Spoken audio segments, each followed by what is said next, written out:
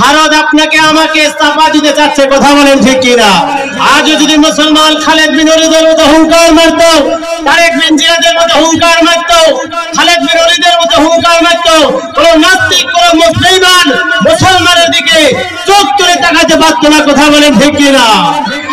ইহুদি নাসারা বৌদ্ধ খ্রিস্টানেরা নাস্তিকেরা আজকে মুসলমানদেরকে আক্রমণ করতেছে, কথা বলেন ঠিক কিনা?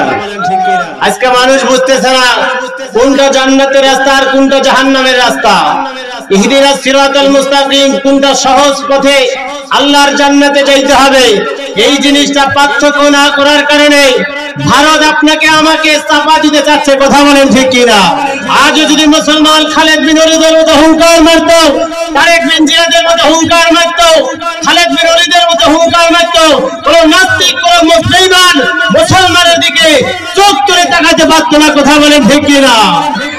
আর এই দেশের মধ্যে কোন নাস্তিক জায়গা পাবে না, কোন বেঈমান জায়গা পাবে না, কারণ এই দেশ হলো কোরআনের দেশ, কথা বলেন ঠিক কিনা? এই দেশ হলো শাহজালাল ইয়ামানী রাহমাতুল্লাহর দেশ, এই দেশ হলো আল্লামা আহমদ শফীর দেশ, এই দেশ হলো আল্লামা সাঈদীর দেশ, কোরআনের দেশ, কথা বলেন ঠিক কিনা?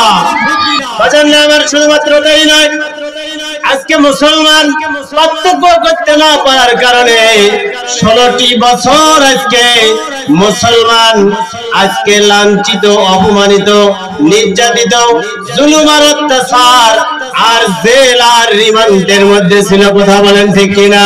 5 আগস্টের পরে এত সুন্দর একটা বাংলাদেশ পাইলাম, এত সুন্দর বাংলাদেশ পাওয়ার পরেও এই বাংলাদেশটা যদি আমরা কোরআনের বাংলাদেশ করতে না পারি, মুসলমান আবার লাঞ্ছিত, অপমানিত হবে, কথা বলেন ঠিক কিনা? আল্লাহ পাক রব্বুল আলামিন কোরআন মাজিদের মধ্যে বলেন তাবারাকা, বাবে মুফালা একটা খাসিয়ত আছে, মুবারাকা বুঝায়। তাবারাকা সমস্ত বরকতি পরিচয় আল্লাহ তাআলার নামের সঙ্গে, আর আল্লাহ তাআলার নামের সঙ্গে যাদের নাম মিলে যাবে আর যাদের কাজ মিলে যাবে, যাদের উঠা বৈশাখগুলো মিলে যাবে, তাদের সমস্ত কাজের মধ্যে আল্লাহ পাক রব্বুল আলামিন রহমত আর বরকত দান করবে। জোরে বলেন সুবহানাল্লাহ। আল্লাহ পাক রব্বুল আলামিনের হাবিব বিশ্বনবী মুহাম্মদ রাসূলুল্লাহ সাল্লাল্লাহু আলাইহি সাল্লাম কিরকম মানুষ ছিলেন? বিশ্বনবী মুহাম্মদ রাসূলুল্লাহ সাল্লাল্লাহু আলাইহি সাল্লাম সাত আঙ্গুল দিয়া চাঁদকে ইশারা করেছে, সঙ্গে সঙ্গে চাঁদ 2 খণ্ড হয়ে গেছে। জোরে বলেন সুবহানাল্লাহ। বাচ্চারা আমার, বিশ্বনবী মুহাম্মদ রাসূলুল্লাহ সাল্লাল্লাহু আলাইহি ওয়াসাল্লামের খলিফা, দ্বিতীয় খলিফা, খলিফাতুল মুসলিমিন ওমর ইবনুল খাত্তাব, এই মানুষটা কিরকম মানুষ ছিল? ওমর ইবনুল খাত্তাব বিশ্বনবীর হাতে হাত দিয়া যখন কালিমা পড়ে মুসলমান হয়ে গেছে, তার জীবনটাই পরিবর্তন হয়ে গেছে। জোরে বলেন সুবহানাল্লাহ। সাথী সঙ্গীদেরকে নিয়ে বিশ্বনবী মুহাম্মদ রাসূলুল্লাহ সাল্লাল্লাহু আলাইহি সাল্লামের খলিফা, দ্বিতীয় খলিফা, খলিফাতুল মুসলিমিন সাথী সঙ্গীদেরকে নিয়ে রাস্তা দিয়ে যখন যাইতেছে, বিশাল বড় একটা মাঠ দেখা যায়।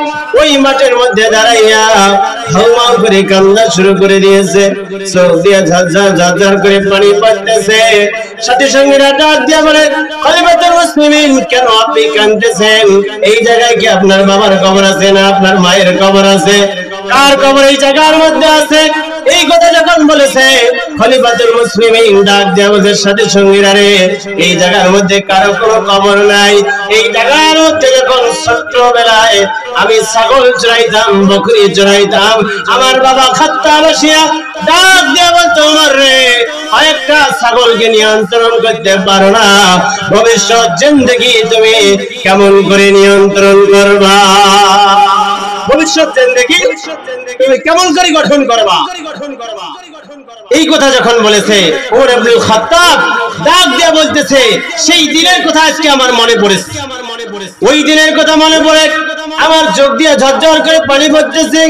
আমার বাবা এই কথা বলেছে, আর আজকে আমি বিশ্বনবীর হাতে হাত দেওয়ার কারণে, কোরআনের সাথে সম্পর্ক করার কারণে আজকে 1600-1500 মাইল দূরে সারিয়া বাহিনী যুদ্ধ করে, আর 1500 মাইল দূর থাকিয়া মসজিদে মেম্বারের মধ্যে বসিয়া আমি ওমর ইবনুল খাত্তাব ডাইরেকশন দিতেছি, যুদ্ধ পরিচালনা করতেছি। জোরে বলেন সুবহানাল্লাহ। বাচ্চারা আমার, আজকে যদি আপনি আমি কোরআনের সাথে সম্পর্ক করি, কোরআনের মজমার সাথে সম্পর্ক করি, ওলামায়ে কিরামের সাথে সম্পর্ক করি, তাহলে আপনার জীবনটাও ধন্য হয়ে যাবে, আপনার জীবনটাও পরিবর্তন হয়ে যাবে, আমার জীবনটাও পরিবর্তন হয়ে যাবে। মরার সঙ্গে সঙ্গে আল্লাহ পাক রব্বুল আলামিন বিশাল বড় জান্নাত আপনাকে আমাকে দান করবে। জোরে বলেন সুবহানাল্লাহ।